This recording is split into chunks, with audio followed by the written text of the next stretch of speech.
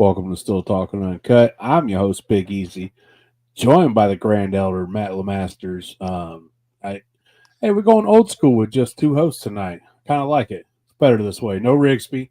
I don't know where he's at. He's just, he's Rigsby.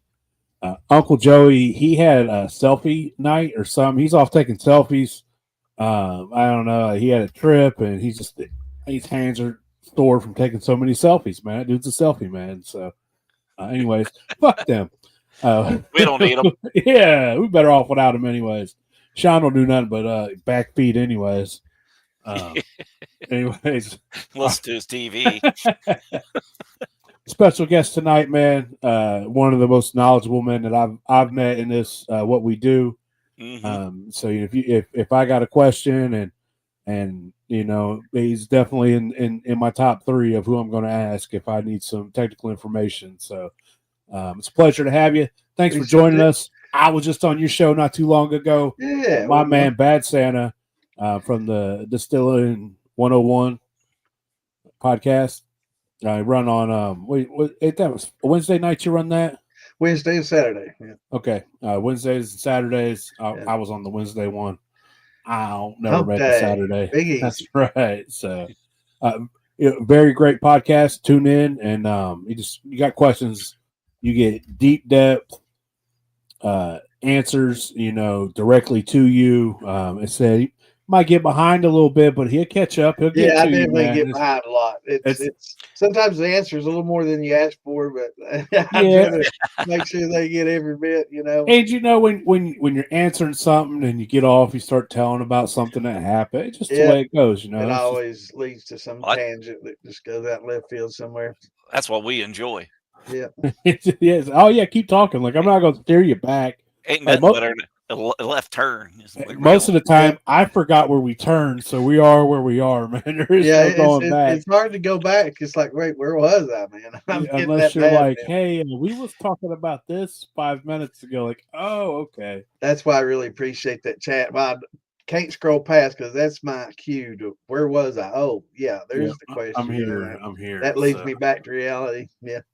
Hey, it's nice to be able to, hop on these and there's not a whole lot of one-on-ones like that to where you can go in and just get nice. That's why I set it up. It's like, there's a lot of, few podcasts out there that, delve into different aspects. And I really enjoy your all. It's probably one of the best of all of them. It's very entertaining. That when I had you on, I had the screenshot, I guess, the slideshow of all the different. I think it's your 100th episode. I did that for. Yeah, and had all the different guests yet on, man. It's so many influential and important people in the industry, distillers. It's I love it. Love the show, man. We appreciate you, man. It's it's just and it's our style is more interview-ish, right. Kind of shit showy, but still. It's not go there. Kind of. So we get there sometimes. It ain't nothing like what y'all got going on. So, hopefully, if Sean does show up, it'll be like his 83rd episode or something like that. But he keeps it up. I might pass him. We just our main thing was a platform to give people to talk about themselves because people don't get to talk about themselves a whole lot, and especially. When you see them on the internet or TV, it's mainly video. Here you go. So we just wanted to let people be able to, talk about how they got started and why they do what they do and why they love what they do. So, speaking of which, I guess since you've been around since Prohibition, won't you go on ahead and tell us how you fell in love with the game, man? That's when I learned most. Back in the 30s, Prohibition. I got fired from my distiller job, and had to go into the woods, and hump it for a while. It was tough, man. Tough. Car radiators and steel barrels. And good oil drums. They were the best. Yeah, galvanized cones and shit. You have to worry about cleaning them because nothing stuck to the walls of those barrels. Hey, man. Efficient, Yeah, that's right up my alley. No cleaning. Hell yeah. Only the first few runs out of the radiators came out green. The rest of them were usually pretty good. You just rerun them, or run it again. you market that. You market as absinthe because they're gonna see fairies and all kinds of shit when they drink it. So it's all about marketing. Yeah, Gordon, that's funny. Easy's 100th and Sean's 70th. Yeah, I noticed a trend there when I was doing those screenshots. There was a person missing quite often. Yeah, some life events was going on during that time frame, and it's forgiven. We understand when you run something like this for what are we going? We're in our 3rd year now. Like there's going to be and you try to do it every week. I'm sure that you've come to realize, and I've heard it from a lot of people that it's tough. It's tough to do every week. Like you're 2 days a week, which is even more. But like bringing guests on, and always trying to have a new guest for somebody to hear other than us, and just, whereas dedicating the time and taking the time, every week, and and having to be there, and it's a lot. It's a lot of work. Yeah, and it really is. We don't get paid for this. Ain't no money. No, I'm not. Facebook hadn't given me the cash option yet. I don't know. There ain't no cash option. Like, I mean, realistically, they're butting here for that. It costs you about $60 a month to run a simple podcast. Right. Yeah. And then if you do got cast members, trying to get money from them out of them, it's like trying to. Well, hands teeth, huh? Yeah, it's like trying to separate steel, He's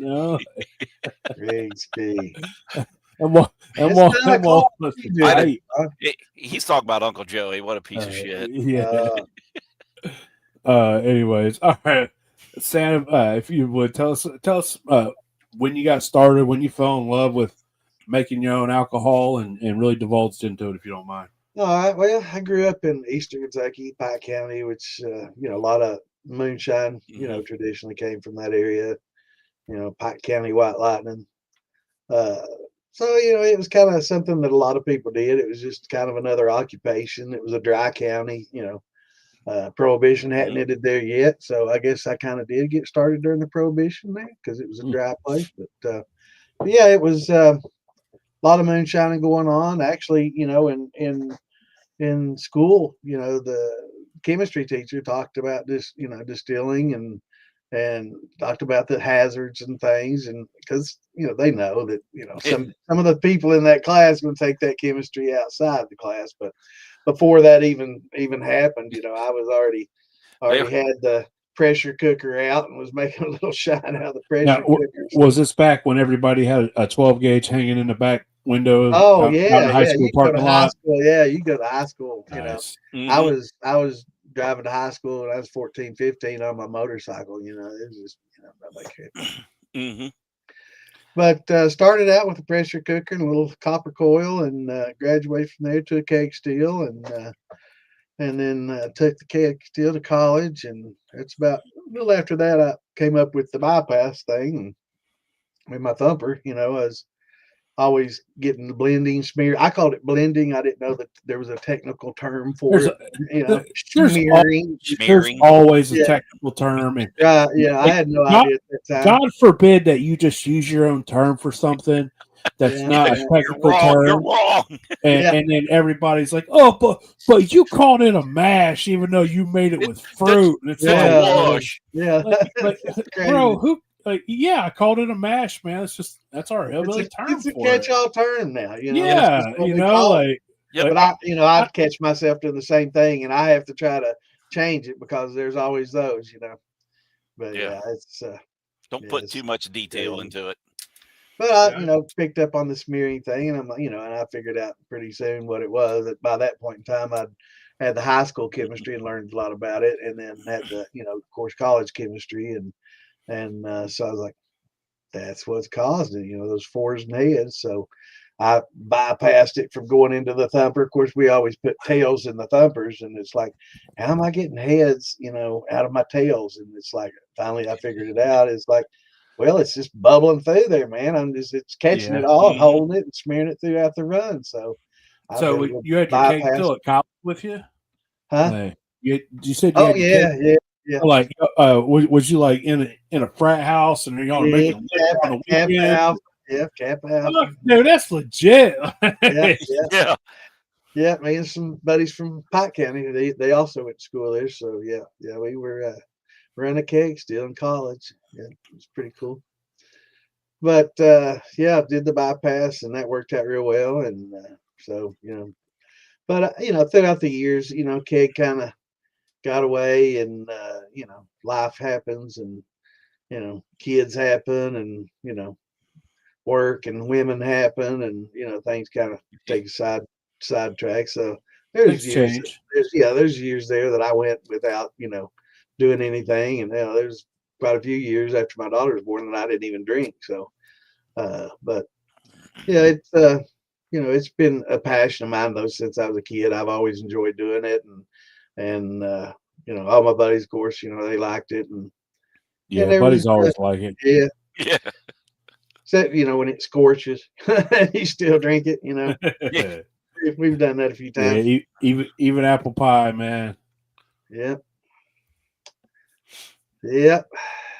Knott County, Hyman. Yep. Got some friends there too.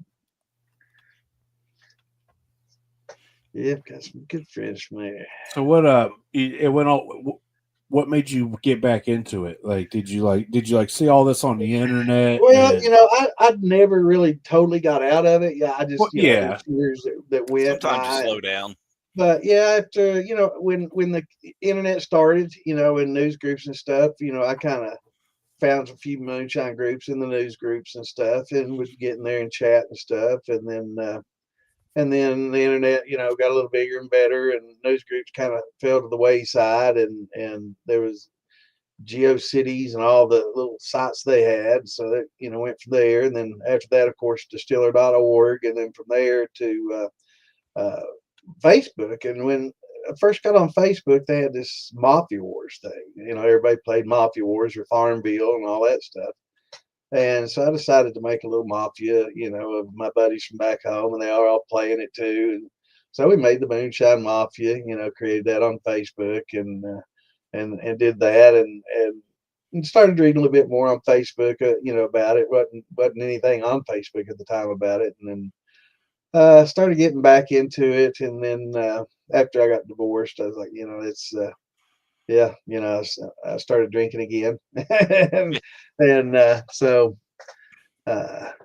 the hobby came back, kind of rekindled the old hobby, and got online and found that I still had a couple of big old barrels out there that I didn't want to run in the subdivisions of Lexington. Right. So, I understand.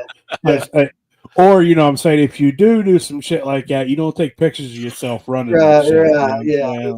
Like, and post them on the internet. Yeah. It's okay to have your little memories, Yeah. but you don't do dumb shit and post yourself on the internet doing it. You know what I'm Right. saying? Yeah, I've got a couple of 80 gallons that I don't think those be good to run and show and do all that. But I packed those things around with me for a while now. But the copper heads got taken off of them, Yeah. Crackheads decided they needed it more than I did. So. Oh, Yeah, shit. every now I and wasn't then. using it at the time, so yeah. You wasn't using it, so they might as well use it. So Yeah. I guess if it helped them, that's all. Yeah. That's all that matters. So well, when you first got into distilling, did you have like a main go-to? just thin mash, typical thin mash. I didn't start doing brandies and stuff until 10, 12 years ago.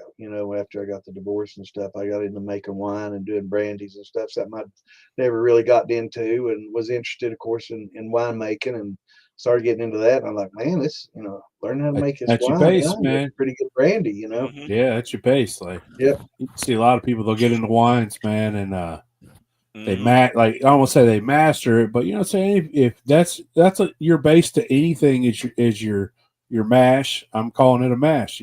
That's what it is. It's you got to learn to do it so well. It's you're drinking your mash, your must, or your wash. Yeah. And when you start doing that, you start. Yeah, thank you, Gordon. You start, refining things, and you start learning things. Winemaking taught me a lot, and I didn't just get on Reddit and read about it. I got on the sites that vintners and, all that. And I kind of, learned the from winemakers, real winemakers. And that we had a winery here close by. Well, it's in another county joining Fayette, but went and, talked to them. Ann and I have been going over there and picking fruit. They got this little fruit orchard thing, and you go over there and you can pick fruit, and basically you give them half what you pick, and you get to keep the other half. And it's nice, get out and enjoy the sunshine and Nice. have a good day. So we've been going there for years, and then talked to the wine, dude there, the vintner there, and he took me back and he was showing me some tips and tricks and things too. But yeah, just learning, reading, and learning online about winemaking. It really helps a lot. I never did beer. I did a lot of, mashes, but I've never made beer for beer. I still to this day have never used hops or had anything to do with beer. I never was much of a beer drinker and had no need for it, but I, drank quite a bit of the beer of the mash before it ever. Yeah. But Yeah.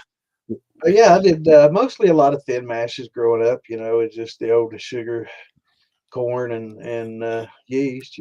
Yeah. Wine, like learning how to make a solid wine teaches you patience with your mashes. Absolutely. Oh, that's Because everything in distilling. And mash making. I think too many people are. Oh, it's at 1.000. Let's run it. Let's at one. It's time to run. It's time to run. And always looking for shortcuts. And how can I make this happen faster? Can I increase the temperature? And I've noticed when I increase the temperature, the yeast works faster. Let's turn it up even more. It don't work that way. No, and it's you're working your ass off to make it worse. And it's just the best things come with patience and time. And just like wine and like that grappa. They're talking about. It took like 2 years for that to happen. It was it's a process. Chris, your sugar wash is completely fine. You don't have to let things clarify. Some of us think that if letting your ferment clarify leads to a better flavor. I like how it just you let all of it drop out. You let all the gas out. You make sure all the yeast, everything falls. So there's no off flavors. Like you won't get any yeasty flavors. If you're getting yeasty flavors in your end product, let it clarify until you can see the bottom of your vessel, and you'll really notice that. Right. I think a lot of people. Yeah, I think a lot of people think that when you clarify, it has to be perfectly clear like a wine. No. And it's like, that takes months if you want to. It does, and I let my brandies do that because just like want to be able to you want to, like that grappa.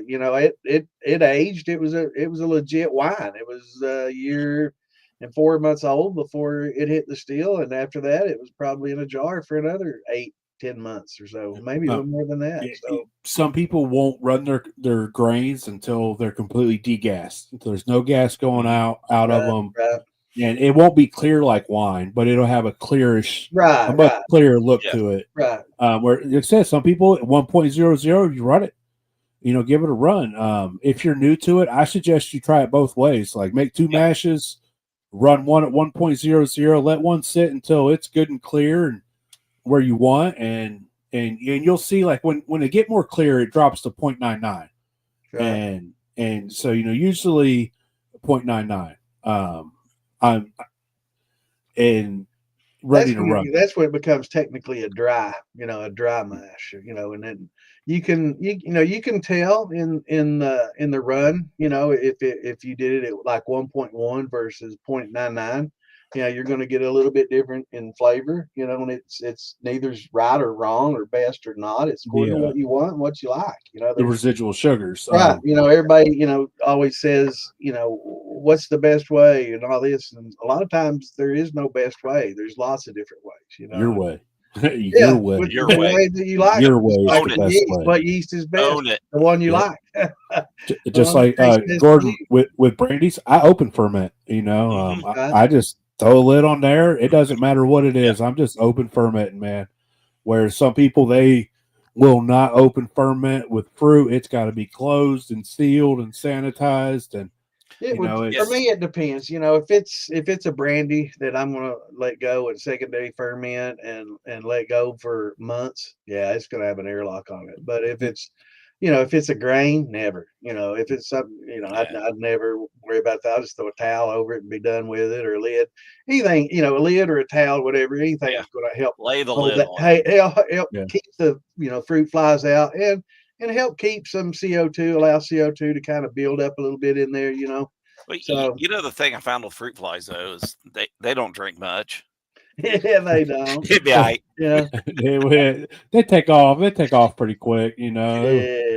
They just cleaning stuff up. So, like I said, I'm the complete opposite with the brandy. It's open ferment the whole time. Secondaries, no matter if it sits for 3 months, I just throw a lid on it and just let it sit, man.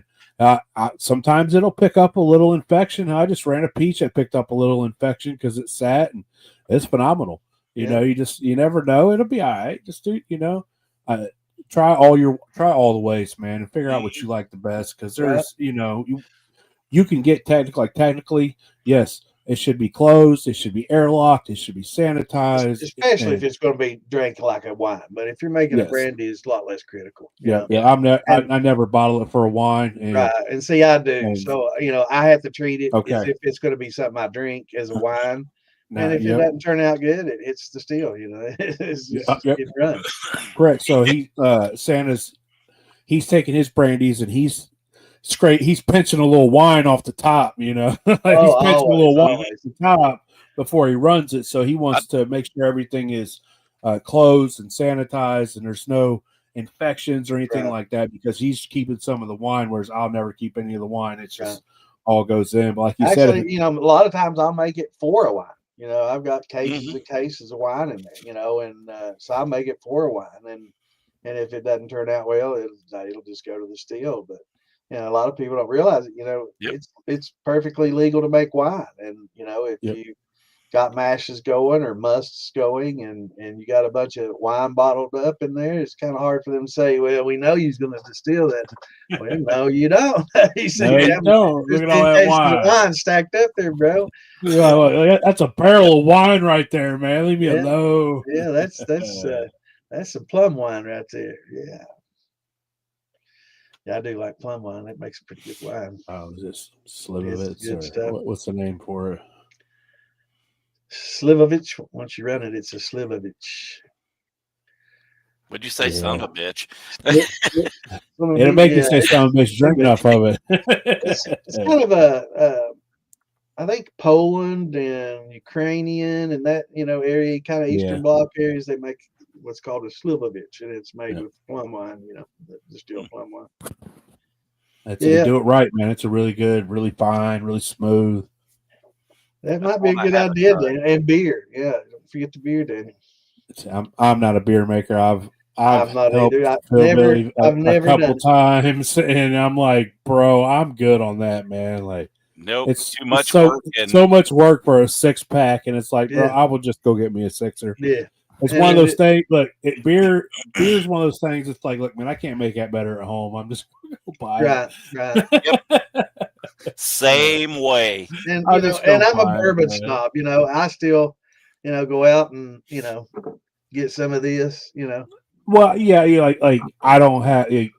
I'm not gonna make 5-year-old bourbon. And like I just don't have time for all that. I don't, and I've never made anything better than that, or like that. So, and I have had some people's bourbon that they put time in to make, and it's phenomenal. You know what I'm saying? It's been as good as or better than anything I could buy. And hats off to you for making it.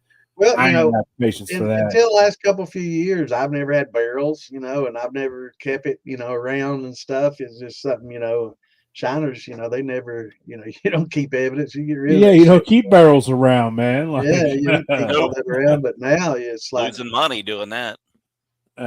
Unless you got somewhere to keep them, like I keep them over at my mom's house. Garage full of barrels. We used to have parties over there, Yeah. Yeah, I've got a couple 15s and a 5 to fill up now. So guess one of the 15s is going to get brandy. I'm going to do an aged brandy, and then I guess the other two are going to get some. You ever age any of your grappa? Think about aging some of your grappa in one of them. Well, no, I haven't, but it'd take a long time to get that much, and it's pretty expensive. I may have to end up going maybe one of this next year or something up to that fruit market in Illinois that everybody goes to, the secondhand fruit store. Well, you go to that. Say you got a winery by you. Have you ever tried getting some of his press? Well, with my grappa, it's not a traditional grappa with pumice and stems. Yeah, it's not.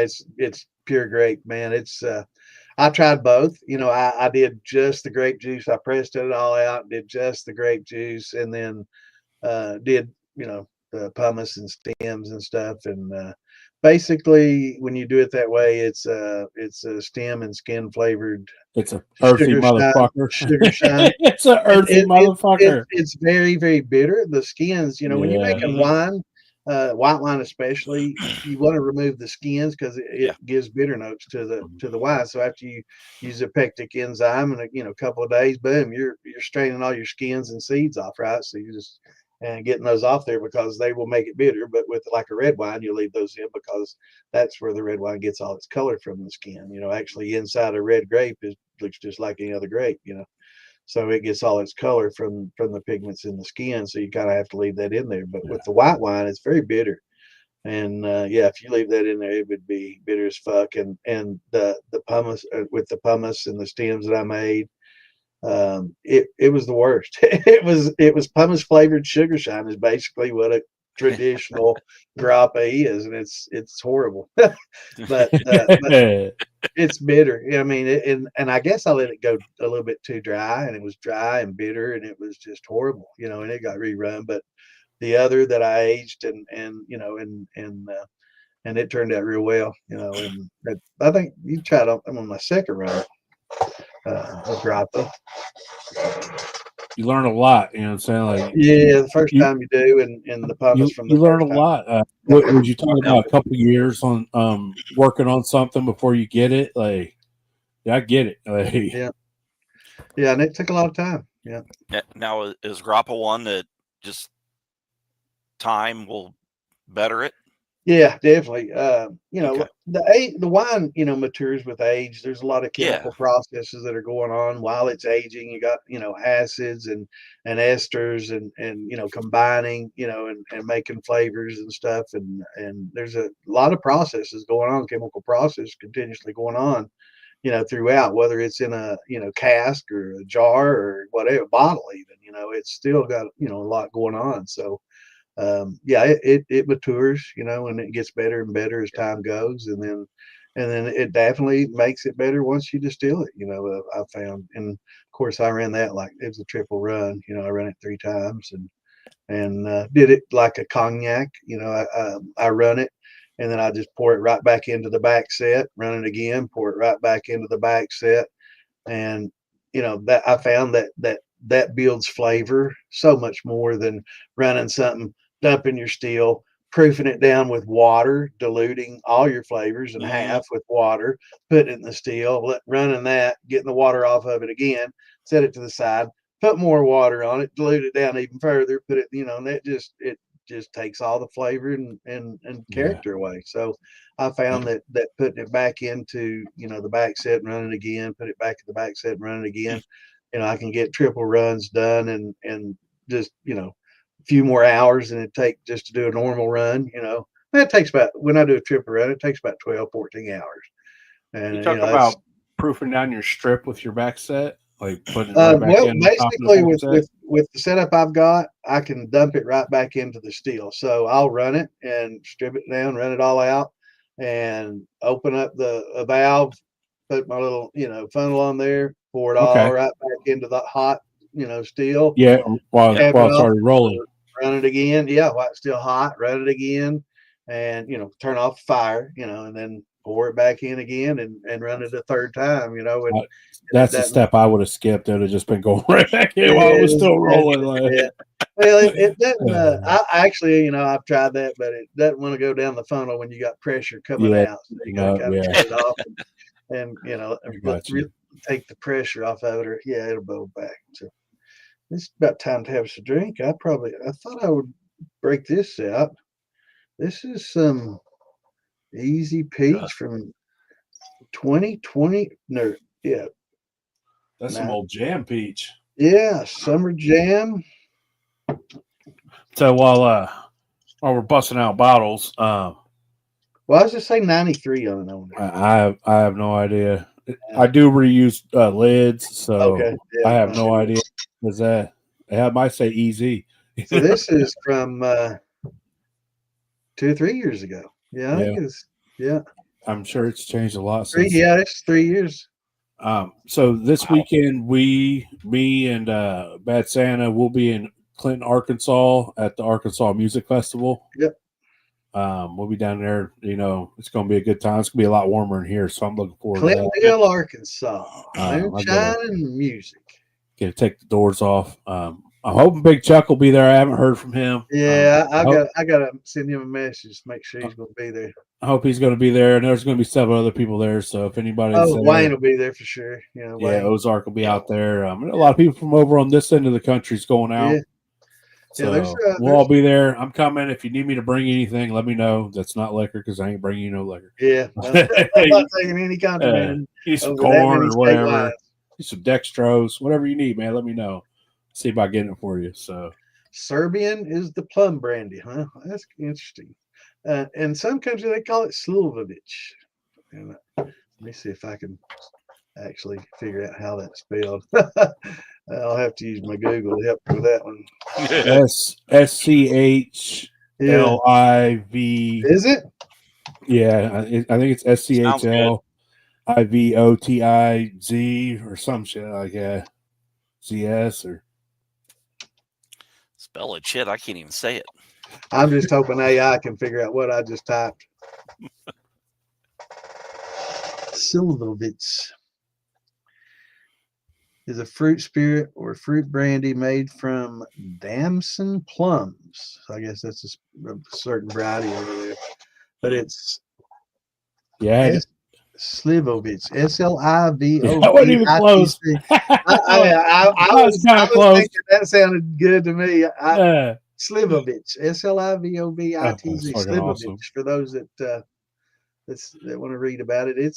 I knew what plum brandy was though, so you got to give me that. Yeah, I couldn't spell it worth of shit. Yeah, but plum wine is really good. I used to drink Japanese plum wine a lot when I was younger, and it was one of the few wines that I actually liked. I liked the sweeter stuff. I never really did like the dry wines until now, and the red dry. But it was. I always liked the Japanese plum wine, and so I decided, I'd try that. And then after a few batches, and you fuck one up, it hits the still, and you make some Slivovitch, and next thing you know, it's like, wow, that's not bad. That's pretty good stuff. So you just start buying plums for that. There's not so much plum wine, but I got a case or two in there. But let's try some of this peach. Now, actually, I've got a peach from 3 years ago and 2 years ago, and I did notice a little bit of difference, a little improvement over a year. You getting it down? It's probably could be a different rig. Probably the evolution of the infuser. The evolution of the infuser is what I would contribute that to. Yeah.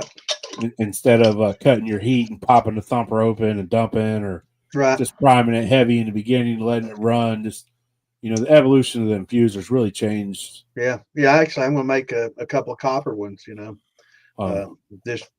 Infusion ports in the top, drains in the bottom.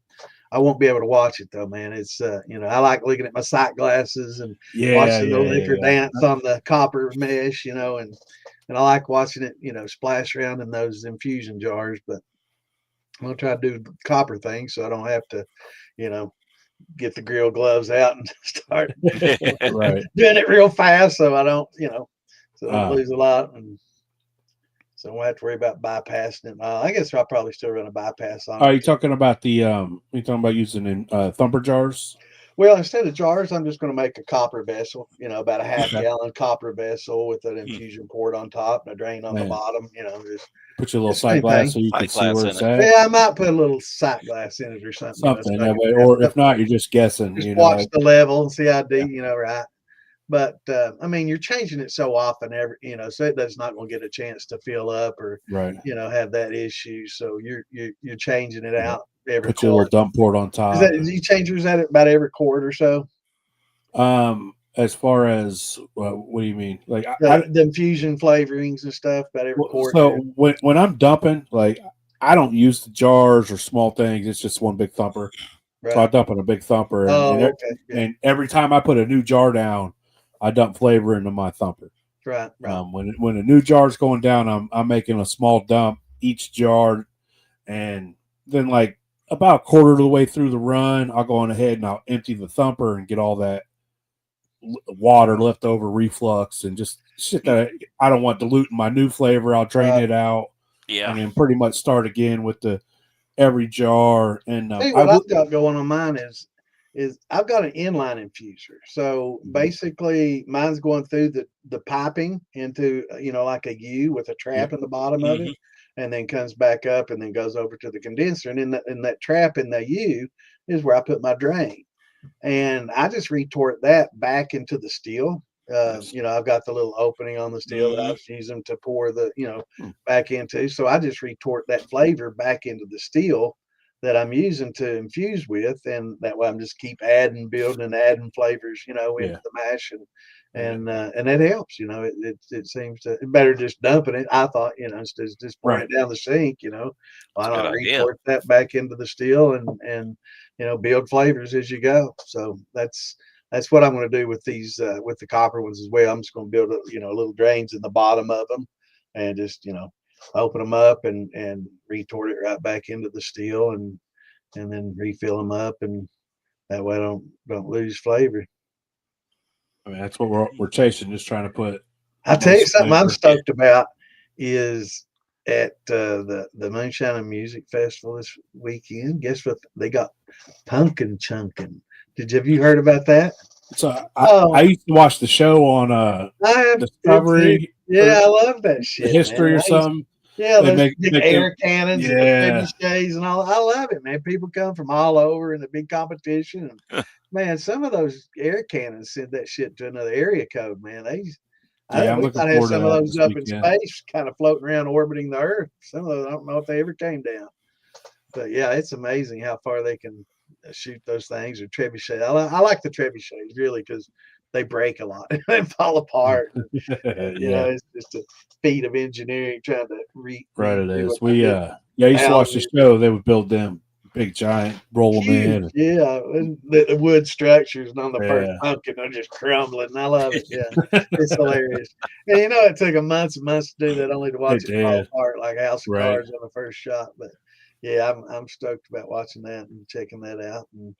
And too, going down and we've got for a lot of that don't know, we've got the Appalachian United Initiative that's going to be there with us, and it's a charity that we're working with to help the Helene victims. Still, there's this outfit collects money from them everywhere they can, and they keep nothing. It's 100% goes back into it. They don't keep any administrative fees and all this, and take 90% off the top and let the like a lot of charities do these days. And so they're great outfits. We're working with them, and hopefully we can get a bunch of donations and to help them out. I mean, they're building houses for these people. They're not just going in and give them a little bit of food and saying here.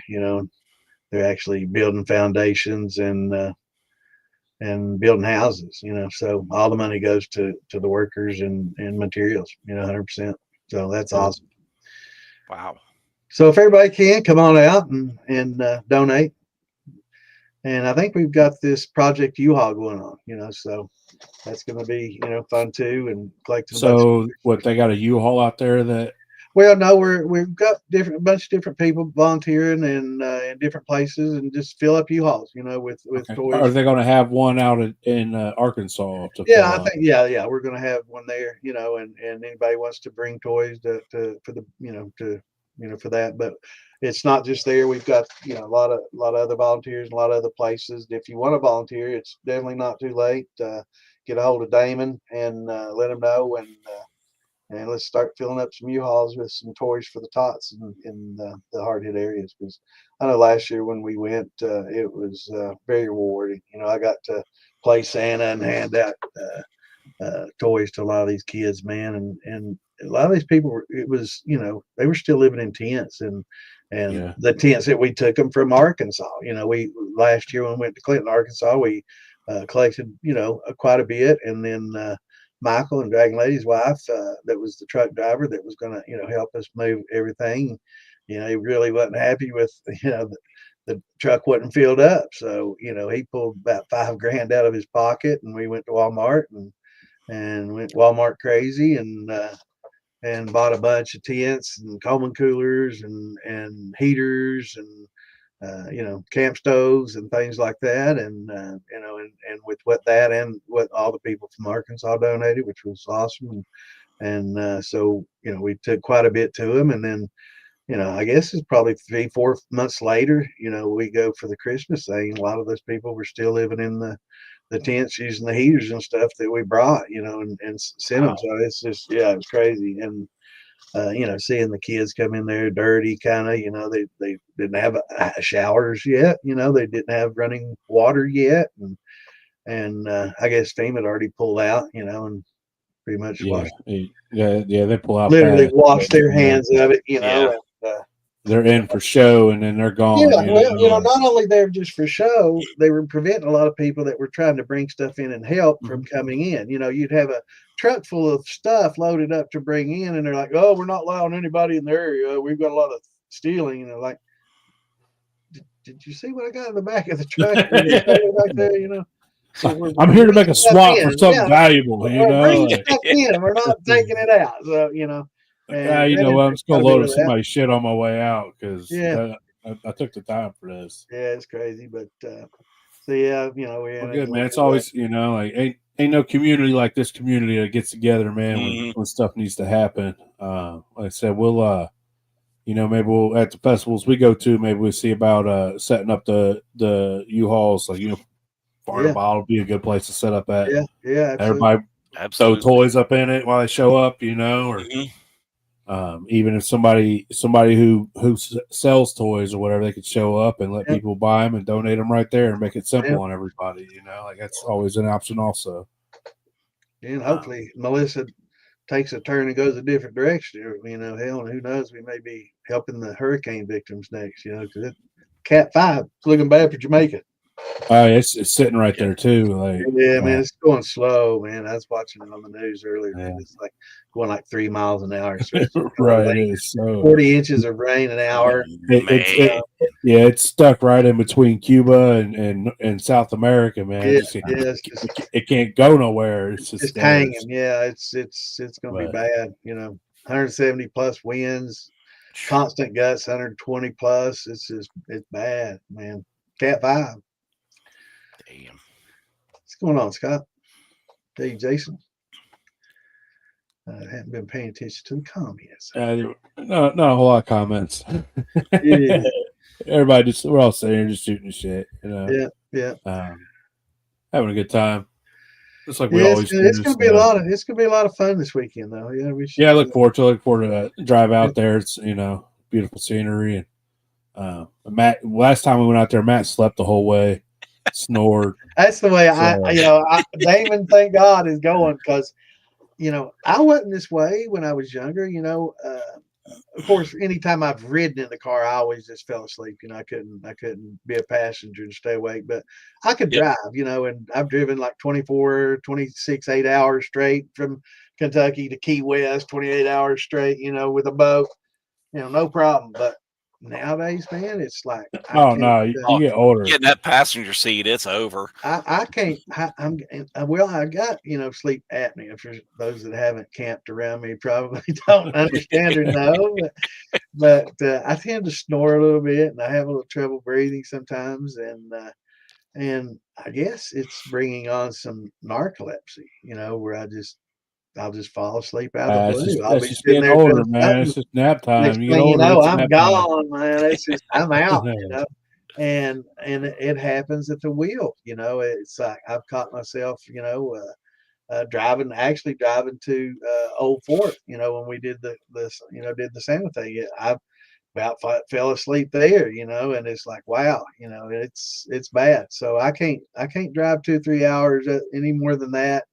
It gets risky. It's last time I was nodding off before I got out of Kentucky, man. I had to kind of pull over and take a little nap. And it's bad. So, and I've nodded off at the wheel, and it's like, whoa, I can't do that, man. No, that's definitely the worst part. It's time to pull over. Thank God for rest areas, but yeah. What's going up, Joe? Yeah, you don't want to sleep. You don't want to sleep in the fairgrounds from Matt and Santa. That's a rough go. So yeah, split them up. It was pretty bad. Yeah, that's why you get drunk, man. You sleep right through that. Then you don't care, huh? Yeah, if you drink. Farm to bottle. We's on each side of the party. Yeah, he's on the other side of Wes's camper. I was on the other side of Joe's. This year, yeah. I was trying to get everybody to come together as one. It's like, where's everybody else at, man? Well, we all need to be all in one place, Yeah, we were all Wes's first night. Yeah. But yeah, this year before last, it was, I think Big Easy had a tent next to me. He had his big air conditioning there, and I was damn jealous, man. I was like, you should have. I didn't even sleep there. I didn't even sleep there. I slept at the Airbnb every day. Yeah, he left it. He took off. Me for that, huh? He's like, damn it, I can't sleep around Santa. I'm out of here. Left Sean sleeping in the chair. Yeah, not last year though. I was in the tent. Yeah. So. Yeah, it's a lot of fun. That's for sure. So do you have a specific go-to yeast that you use, or you bounce between them? For many years, for many years, I just used Fleischmann's and just regular bread yeast, and was happy with that for a long, long time. But when I started learning more about the winemaking and how different yeast are critical and impart a lot of different flavors, the more I learned about it, I started experimenting with different yeasts, and I was using I like the Red Star Premier Rouge, which is probably, I don't even think they make that anymore. They've got another one that's similar to it for a lot of your dark grapes or dark fruits, and then a Premier Blanc for your white. That's what I use for my grappa, the Premier Blanc, and for like peaches and stuff like that, it does real good for the lighter colored fruits. And so I started using that, and then started getting into different fermentations, trying different yeasts out, and D47, of course, for some meads and stuff, and then Quebec yeast is great for your whiskeys and stuff. And I discovered somebody sent me some of this to try, and this is Firm Solutions. I think it's the 927, and they say, I haven't tried this yet. They say it's great for for whiskeys and stuff, and so I'm gonna give that a try. But I like trying a lot of different yeasts out, and it does make a difference. I've heard for years people say, oh, it doesn't matter what kind of yeast you use, they're all the same. And yeah, it does. Anytime somebody says that, I'm like, how to say I don't know what I'm talking about in that many words. It's one of the main ingredients in the beginning. Of course, it's going to make a difference. It makes a big difference. The taste, the flavor profile. It's going to make a difference. Some of us are like, look, man, I just use this because it works. I like how it rolls. I like the flavor I get off of it. So this is what I use on everything. Right. But like when it comes down to it, you change your yeast, you're going to change everything about your end product. It does. And it's just the way it is, It has a huge difference. And, I preach that if you're just going to use one, probably EC 1118 is probably good or great at everything, best at nothing, but very good at everything. And if you're just going to buy one, probably, go with that. But that's usually my go-to for fruit. Right. And it's great. It's like I say, it as far as rating wise, it's up there, not at the top, but near the top in most categories. So it's good for a lot. The best probably, as far as the connoisseurs are concerned, probably the best at nothing, but except restarting, stuck fermentations, it's really probably the best for that for sure. But if you're just going to buy one yeast, probably buy that. But if you're going to do a lot of different things, experiment, try different things, because you will definitely get some different flavors and different amounts of flocculants and grain, the sediment beds, the flocculants that go to the bottom and the yeast bed, is a lot of difference in some of them. Some of them produce very little, yeast beds, and some of them, it's like that big, and it's both of them impart a lot of different flavors and pretty interesting. It's actually, and some yeasts are specially formulated for a lot of things. Like, for example, a lot of the rum yeast, they'll have a little glucoamylase mixed in with it to help, some of the limit dextrins convert. And so you don't get down to, 1.010 and it just stopped because you got, a lot of unfermentable sugars in there. So it'll help break those down and make them fermentable, and make it better. Like the blue yeast, if you're going to make tequila, I don't think you could use anything but, if you do, you're crazy. It's like it's made for it, and it's just the best for that. But the flavor, the smoothness, all that. And Joe just mentioned the Yellow Label Angel yeast. I've got some. I'm going to try and do some cold mashing with that, and I've been wanting to try that. Yeah, it's got a like a goji, a separate fungus in there that is it's like an enzyme. It helps break things down, and no, it's acting like it's similar to amylase. It's similar to it's an enzyme that breaks it down. It's just it's from a different source. It's a fungal base instead of you see people using that instead of barley for conversions, right? Or just high temp alpha, alpha. Yeah, I've seen here lately some people that are just using just that yeast to do their conversions with, so they're not adding anything extra. Right. Yeah, that's what I was wanting to try. We're getting a dual yeast out of getting a dual purpose out of it, so that it's fermenting and it's also converting. Right. Yeah, it does both. And one of the issues with it is you have to get used to it basically, or you have to follow a recipe that is proven to get you a certain gravity reading, because when you do it this way, you can't take a starting and ending gravity, because as things are getting converted, they're getting consumed. So you don't have you can't check your initial gravity because nothing's been converted. And your ending gravity is going to be 0 when it's done. So, and it's hard to know when it's done because of that, because you don't have a big spike in sugars, and then all of a sudden you break those down over time with yeast. So you're not tasting it. It's slowly broken down. Slowly pulling the sugars out. It's almost like when it's degassed and clarifying, I know it's done. Almost, like it's one of those things where it takes a lot longer, patience. I've heard, and some people like it, and some people don't care for the flavor. I've had a lot of mixed reviews. I've talked about it a lot, and I picked up a brick of it, and I'm going to have to give it a try. But I'm amazed at the cold mash. It's that's a game changer if it works out real well, and I don't care if it takes an extra few weeks or a month. If I don't have to cook that corn and go through all that, and I can just dump everything in there and throw that on it and let it work off, that's awesome. Oh yeah, you just less steps. I mean, you just fill it up with water, throw your corn and sugar, or just throw your corn in and your yeast, and you're like, all right, go do your thing, man. Yeah. See you when you're done. Let them up to you. Yeah, let's let it go. See you when you're done. It's one of those things you could start one every week, and then just stagger them out when you run them, or it's the changes of things that we have now that we didn't have access to. Like Oh, they got GMO corns. They have their own diastatic powder that you can convert.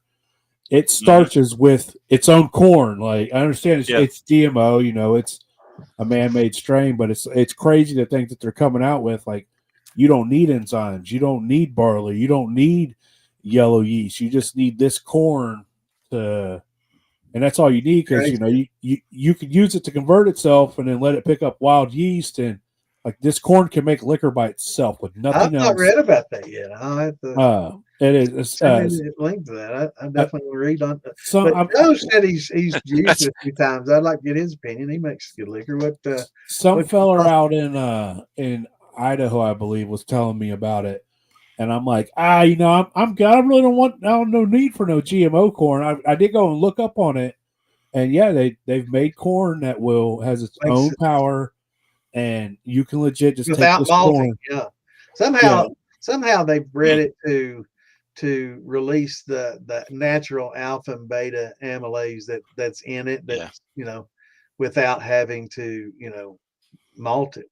Because basically with like a corn kernel, they store these chemicals in the alluron layer. It's kind of hard to spell, harder to pronounce. I don't know. You're getting into science now. Yeah, so it's stored in there and it doesn't release until it gets soaked with water, and that outer hull of that corn, that hard husk, gets softened up and finally allows some moisture in, and that begins, of course, the life cycle and begins the feeding, of the kernel. It starts eating and consuming and creates energy without the sun, to send that little first root out, and of course, by the time the first leaf comes out, then it can collect its energy from the sun. But until then, all its energy is coming from the conversion of those, starches that are basically called, it's the endosperm of the corn, and that combined with the amylase creates energy, and it actually produces heat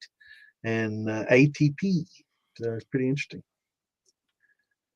AG2 for the rum. Yeah, for the rum. Interesting. I haven't tried that either.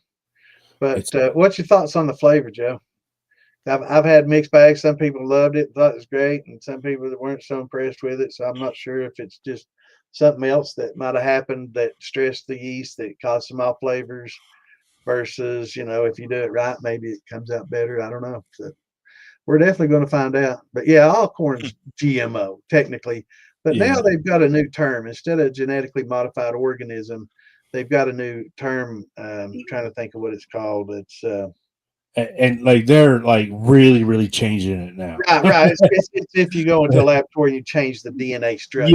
Yeah. What Gordon's talking about is like, they used to just look like wheat, and then they definitely changed it and modified it through selective breeding is what caused. But nowadays they're changing the DNA and shit, and they're doing it with everything. It's kind of like they made it change. There's on the label, if it's a chemically modified or a laboratory modified, there's a new moniker. I can't think what the acronym is for it. In my mind, I used to know all that, but instead of GMO, there's a new acronym for if it's been genetically altered. So somebody Google that for me real quick. I got you. Come up with it, but there's Easy's on it. Yeah, there's a new term, and it's genetically modified, or something different, but I can't remember. But they have to label it separately and differently, for that now on food stuff. So. Don't look up genetically modified acronym because there's 4 million. Right. Yeah. You better look up detail, a lot more detail. Yeah.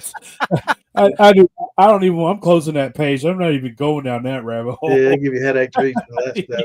Yeah, I'm out of that. So, anyways, so it's but yeah, all corn was selectively bred. It used to be just like a grass, just like a weed or something at the top, and they selectively bred it to increase the the size of the kernels over hundreds of thousands of years. Viable. Yeah. It only took the best and regrew the best and pitched the worst and kept regrowing the best, and it just kept improving over time. Yeah. And they all cross, and they cross so much to make stuff that will eat, like cauliflower you know, broccoli. You know, like they make things for us that we'll eat just by crossbreeding and all that. It's just how it is nowadays. So it all finished off in a 70-degree room. That's good to know. Say the AG1 for the all grain. Yeah. He's going to use the AG2 for the rum, and I imagine you're probably using the that food grade molasses. Seems to be what a lot of people bioengineered. Thank you, Jeff. Yep, it's bioengineered. There we go. Yep, that's the new moniker. Yeah. Thank you. Jeff. So no more genetically modified. Well, there is still GMO. You know, but GMO. The bioengineered is a little bit right. That means when they go in and change the DNA and stuff, and like if they change the DNA and they create a strain that will, you know, make its own pest resistance, right? Which is a lot of what they do.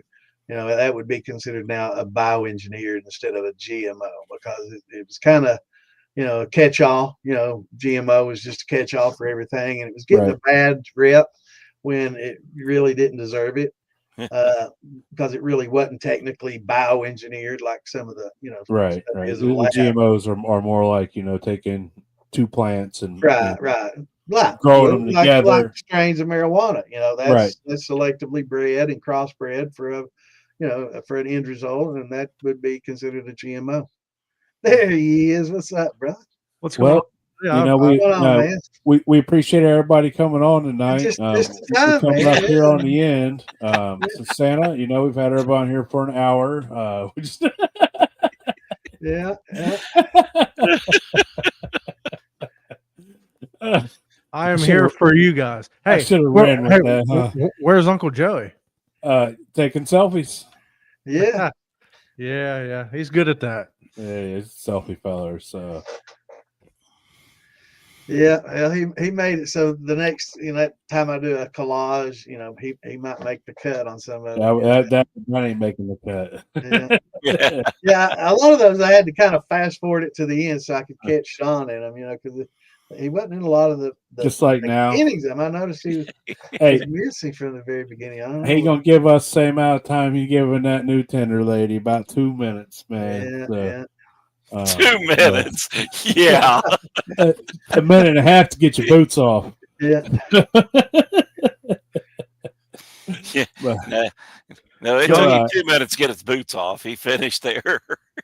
You guys make sure you check out the Distilling 101 podcast, and you also do where he does interview some people every now and then. He'll bring some people on. Awesome. And so Fridays or Wednesdays and Saturdays. About what time is that? 8, 9 o'clock? A little earlier, right? Wednesdays and Saturdays. Yes. Sean is.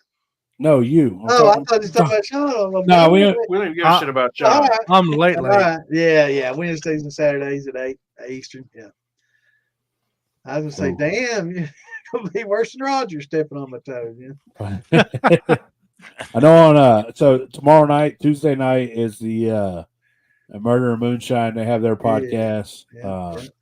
Is that probably Murder and Moonshine? Is that the Murder and Moonshine? It's the ladies we had on last week. Yeah. Oh, it's not Friday. I'm thinking of the Sip and Solve thing. I don't even know what that is. I ain't got no idea. But I know that on Tuesdays is the Murder and Moonshine. I haven't watched any episodes. I don't really watch. Monday, most importantly, is still talking. Yeah, that's right. I'll make you here for that. I'm good. Yeah, Tuesday's that. Wednesday, you know, you got to remind Sean of that one. Yeah. I will hop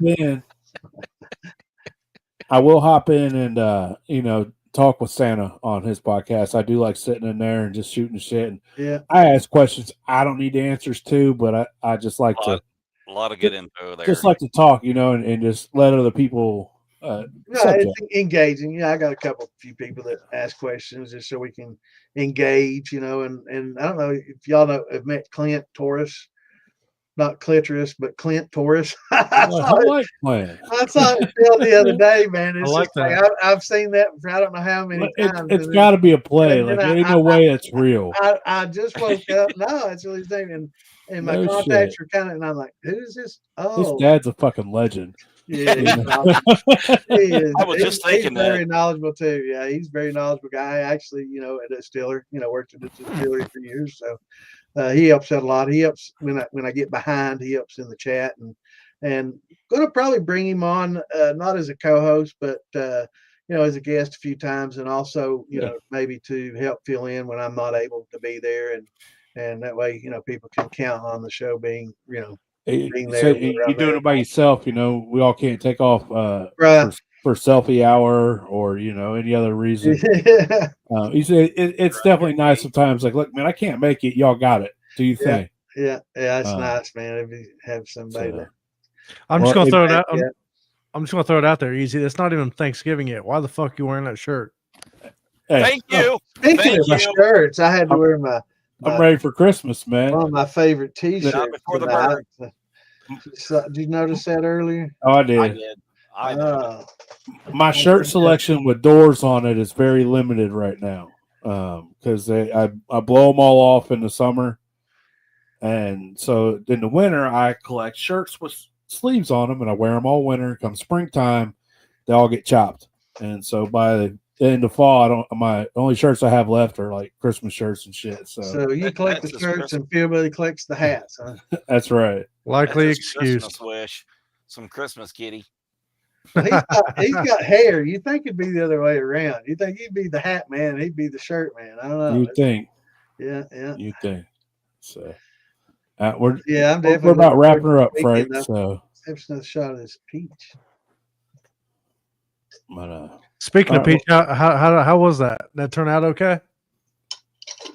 Yeah. Nah, he knows. Easy knows who I'm talking to. Oh, I thought you were talking about this easy peach, and I think it's improved over time in this jar for sure.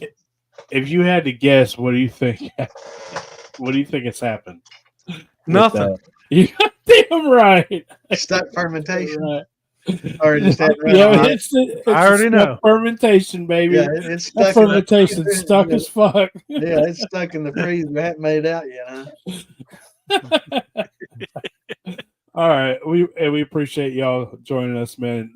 Bad Santa, we appreciate you giving us some of your Monday night. You said you got any questions? I'm sorry it took this long. I know we've been talking about this for it's all right, trying to get on here, and it's so hard for me doing 2 a week. It's you got to go on here with a third one and sit there for a while. Yeah, he was on the Friday night shit show too. Friday and then Saturday and then Wednesday. Definitely. Our scheduling guy is not fun to work with, though. Yeah. No, he's not. He'll be all right. So now, though, it's I can't remember what we did last week and what we got next week on Fridays. So we got like each week we got 4 different shows and. Nice. So you guys got it might be America Moonshine Week or something. Well, actually, I don't know if Friday everybody's going to be in Arkansas, so I don't know how that's going to work. Yeah. So I'm going to leave that to Phil and Tom to take care of. Damon, He'll be at home. He can get his ass on there. He shouldn't play for it at night while he talks. Yeah, he can get a show going with John Miller or something, Yeah. So do you guys see what he did to me? He hung me out to dry, man. John Miller jumped in the backstage and lobby area, man. About that time, Phil was like, "Well, I gotta go, everybody. Y'all have to go." Nice. I look down there and there's John Miller. I'm like, "Man, don't and that's why we like Phil. Respect. It's all about timing. It's all about timing. I didn't know. I'm like, do I bring him on, or are we mad at him? Are we allowing it on here? What are we doing here? I had to be the one to make the call, so I'm like, damn, I'm messaging Phil, I'm messaging Tom, Dane, what? All right, we'll let y'all off here, man. Y'all come back next week. I have no idea who's on because I was going to ask if you guys knew, but I don't. Captain Selfie ain't here, so see y'all Monday. Surprise guest. Maybe. Thanks again, Santa. We'll see Santa on Wednesday night, man. Y'all join in. Yep. The Distilling 101. It's a great time. So y'all take care. See y'all. Stick around, Santa. Y'all have a good night.